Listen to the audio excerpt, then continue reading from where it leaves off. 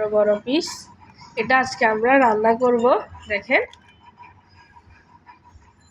তো গাইস এখানে আমরা পাঙ্গাস মাছ দিয়ে এই ছড়াগুলো দিয়ে রান্না করব।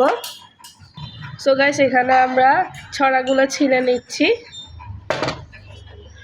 সো গাইস ছড়া ছিলা শেষ। এখানে একটু হলুদ দিয়ে আমরা ছড়াগুলো সিদ্ধ করে নেব।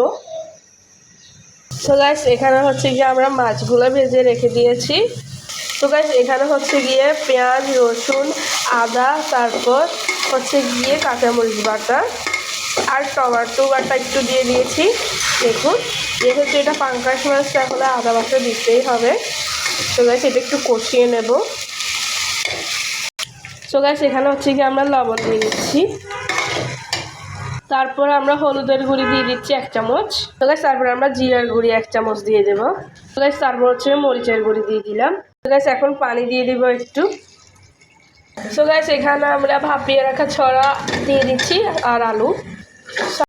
সো গাইস এখানে আমরা ভাপিয়ে রাখা ছড়া আর আলুগুলো দিয়ে দিয়েছি।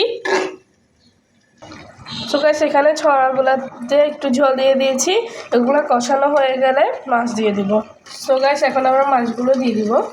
সো গাইস দেখেন আমরা সবগুলো মাছ দিয়ে দিয়েছি। এখন ঢেকে দেবো, কিছুক্ষণ পর ঝোল দিয়ে নামিয়ে